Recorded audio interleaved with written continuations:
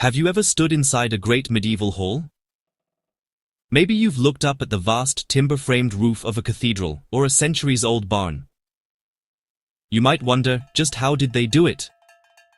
How did they build these magnificent structures from wood, a material we often think of as perishable, and make them last for over 500 years?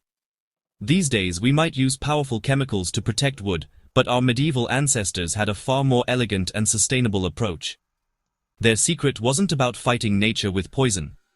It was about understanding it. They saw the process of decay not as an enemy to be defeated, but as a natural cycle they could cleverly work around. It was a relationship built on deep knowledge and respect for the material itself. The builders of the past knew that for wood to rot, it needed three things: water, air, and food. The food in this case is the natural sugars and starches found within the wood itself, a delicious meal for fungi and insects. Their entire strategy was based on denying one or more of these elements to the microscopic organisms that cause decay. It was a brilliantly simple concept. If you can keep the wood dry, or limit its access to air, or remove its sugary goodness, you can effectively pause the process of decomposition indefinitely. This philosophy is fundamentally different from our modern approach of drenching timber in toxic solutions. They didn't declare war on rot. They simply made the wood an uninviting place for it to live. This way of thinking led to a series of incredibly smart, interconnected steps. It all started with selecting the right tree at the right time. They preferred slow-grown hardwoods like oak, which are naturally dense and more resistant to pests. Crucially, they often felled trees in winter. During this dormant season, the tree's sap, which is full of those tasty sugars, would be down in the roots. This simple act of timing meant the timber they harvested was already less appealing to wood-boring insects and fungi. It was the first move in a long and patient game of chess with nature, setting the stage for everything that followed and ensuring the wood began its journey with the best possible advantage. So, the mystery of medieval wood isn't really a mystery at all. It's a story of intelligent observation and meticulous craftsmanship. These builders were true masters of their material, possessing a profound understanding that we have, in many ways, lost. They knew that longevity wasn't something you added to the wood at the end. It was something you nurtured from the very beginning, from the moment the axe first struck the tree. They weren't just carpenters. They were custodians of a building tradition that saw wood as a living material to be guided and protected, not just a plank to be nailed into place. Their legacy, standing strong against the centuries, is a testament to this lost art. Once the timber was felled, the next crucial stage was seasoning. This isn't about adding salt and pepper, it's the long, slow process of drying the wood. Freshly cut, or green, wood is incredibly heavy because it is saturated with water. If you build with it straight away, it will twist, shrink, and crack as it dries, pulling the joints of your building apart. Medieval builders understood this perfectly. They would stack the timber in open-sided sheds, carefully arranging the planks with gaps between them. This allowed air to circulate freely around every surface, gradually and evenly drawing the moisture out. It was a process that required immense patience, often taking years, sometimes even a decade for very large beams. This slow seasoning did more than just prevent warping.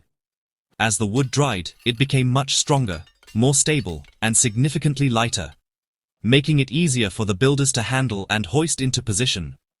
More importantly, it removed the water that fungus needs to survive. A piece of wood with a moisture content below 20% is essentially immune to rot. By patiently air-drying their timber, medieval craftsmen were creating a material that was not only structurally sound, but also inherently resistant to decay. It was a low-energy, completely natural method of preservation, using only the gentle power of the wind and the passage of time to transform a raw log into a high-performance building component. For an extra layer of protection, particularly for timbers that would be in contact with the ground or damp stone, they turned to a surprising element: fire. This technique is known as charring. By carefully burning the surface of a wooden post, they created a black, carbonized layer. This charred surface is very unappetizing to insects, and is also highly resistant to moisture. The fire burns away the soft, edible outer layers of the wood, leaving behind a hard, sterile shield of carbon. You might think that burning wood would weaken it, but when done correctly, it only affects the very outer surface, leaving the structural core of the timber completely intact and wonderfully protected. This practice, known in Japan as shōsugi-ban, is a beautiful example of using a destructive force in a controlled, creative way. Imagine a medieval builder patiently turning a huge oak post over a low fire, watching the surface blacken and crackle. They weren't just burning it. They were creating a permanent, chemical-free barrier against the elements. It was a craft that required skill and judgment to get the depth of char just right. This ancient technique is so effective that it is being rediscovered by architects and builders today, who admire its beauty and its incredible durability, proving that the old ways often hold the most enduring solutions. After preparing the wood through seasoning and charring, medieval builders would often apply a final protective layer. They didn't have access to modern synthetic varnishes or paints, so they turned to natural resources all around them. One of the most common treatments was linseed oil, which is derived from the seeds of the flax plant. When applied to wood, the oil soaks deep into the grain and then slowly cures, or hardens, as it reacts with the air. This process, called polymerization, effectively seals the wood's pores from the inside out. It creates a water-repellent finish that nourishes the wood, keeping it flexible and preventing it from drying out and cracking over time. This oil finish was not a one-time application. It was part of a building's ongoing life. The beautiful deep luster you see on old beams is the result of centuries of care, with fresh coats of oil being applied every few years. For tougher jobs, especially on ships, bridges, or the base of buildings, they used pine tar. This sticky black substance is made by slowly heating pine stumps in a kiln to extract the resin. Pine tar is exceptionally waterproof and also has natural antiseptic properties that deter both fungi and insects. It's a much thicker, more robust coating than oil, creating a formidable, leathery barrier that could withstand constant exposure to damp and decay. This was nature's heavy-duty waterproofing. However, the most brilliant part of their strategy wasn't just about treating the wood. It was about designing the entire building to keep the wood dry in the first place. This is perhaps the greatest lesson they can teach us. They followed a simple rule. Give the building a good hat and a good pair of boots. The hat was a steep, overhanging roof. The sharp pitch would shed rain and snow quickly, while the generous overhangs would cast a rain shadow down the walls, protecting the timber frame below from getting wet. It's a simple, elegant piece of passive design that works just as well today as it did 1,000 years ago. The boots were the stone foundations, or plinths, that the timber frame was built upon. You will almost never see a medieval timber building with its wooden posts placed directly into the earth. That would be a recipe for disaster, as the posts would quickly soak up ground moisture and rot from the bottom up. Instead, they placed the entire wooden structure on a high, dry stone base. This lifted the vulnerable end grain of the timber well clear of the damp ground and any splashing rain. This simple separation is the single most important design choice for ensuring the longevity of a timber frame, a fundamental principle of keeping wood happy and dry. The final, and perhaps most overlooked secret to the longevity of these buildings was a culture of continuous maintenance. A medieval building was never truly finished. It was seen as a living entity that required constant care and attention. The people who lived and worked in them understood that small problems, if left unattended, would become big ones.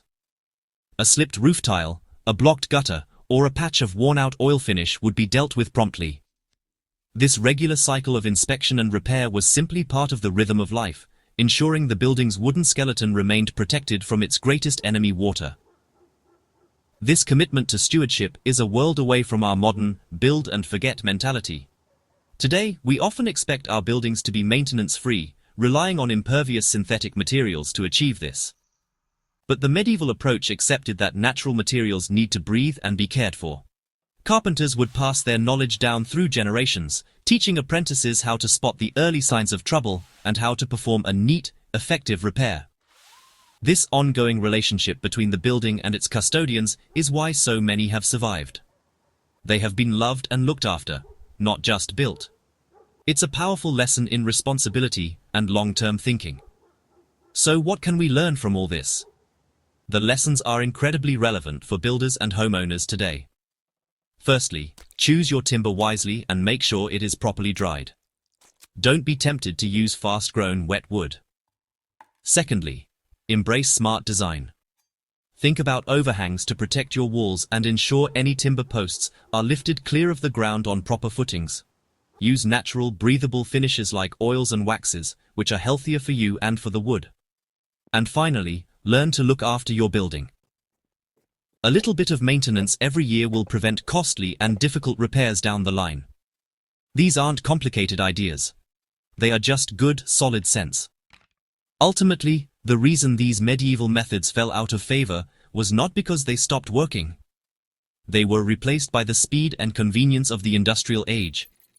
It became faster to cut down any tree, drench it in chemicals, and build quickly, rather than waiting years for timber to season. But we are now seeing the consequences of that short-term thinking, in both the health of our buildings and the health of our planet. The medieval builders show us a more sustainable path.